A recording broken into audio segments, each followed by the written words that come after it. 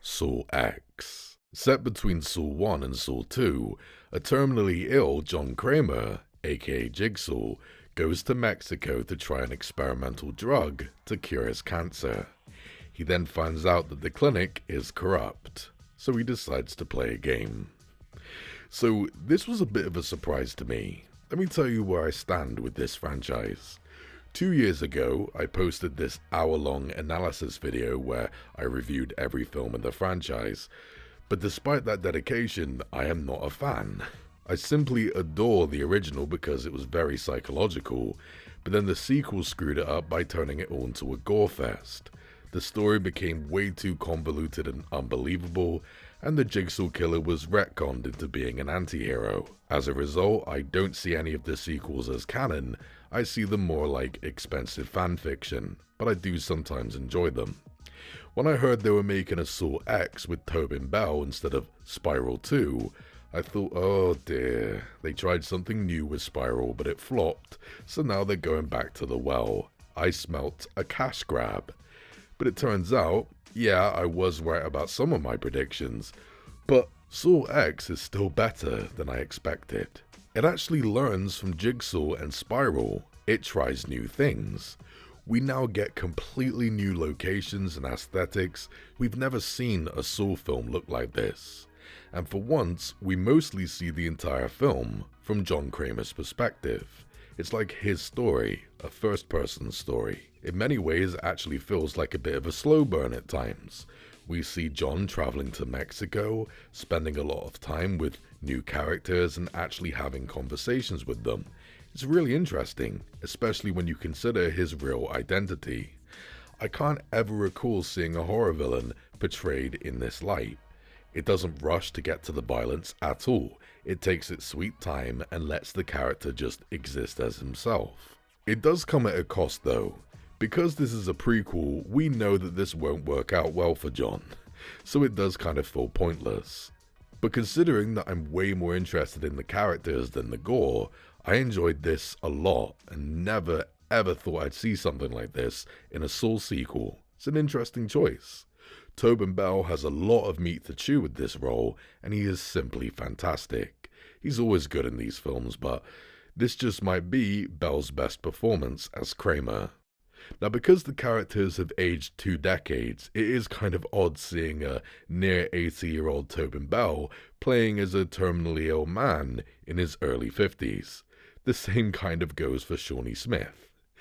It does look a bit odd, but if you can get past that, these two really do bounce off each other well. It's so awesome seeing Amanda and Jigsaw speak to each other again. Their chemistry is fantastic. Shawnee Smith was rocking, man. She really knew how to slip back into this character well. Once the horror began, I found a lot of it interesting because we see it from John's perspective, so it did feel fresh. There is this one silly part though. John straps some bombs to this guy's arms, and I was like, John, why are you doing this to him? He has information you need. If he dies, you're screwed. But, considering I'm not a gorehound, I am glad that the violence wasn't completely over the top like it was in some of the other films. So I was very surprised by all of this. But make no mistake, this is still ridiculously flawed, and a lot of my predictions came true. As per usual, a lot of the victims get double fucked, meaning that some of them do hurt themselves in order to survive, but for various reasons they still die. It's only to please gorehounds. There's no artistic merit here. The writers just have no use for the characters if they're not suffering, so they have to die. How the eye vacuum trap was used in the story, it was different, but it just had my eyes rolling. No pun. Even worse is that John is such a good guy here. The original film portrayed him as a psychopath. He puts a mother and child in danger, and Adam and Dr. Gordon really didn't deserve to be chained up and forced to cut their feet. They were good guys, hence why we related to them.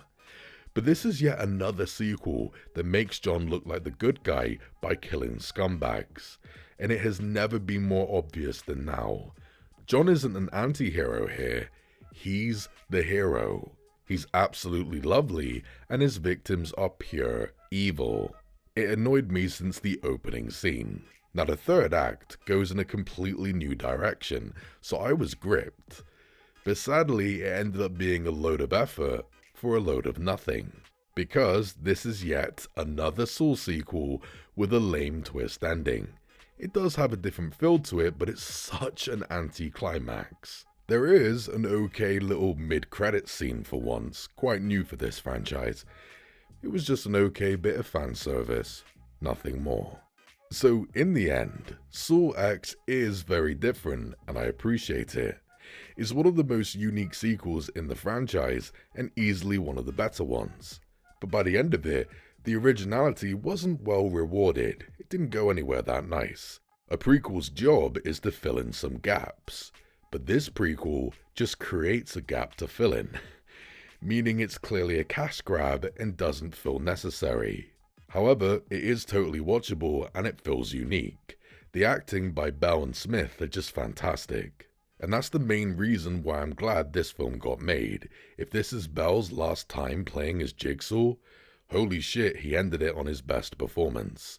I may not see this as canon, but Jesus Christ, a 10th film in a horror franchise really shouldn't be this decent. I'm gonna give Saw X a 6 out of 10.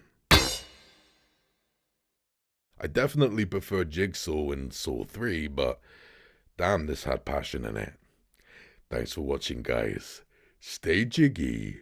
The Badger appreciates ya.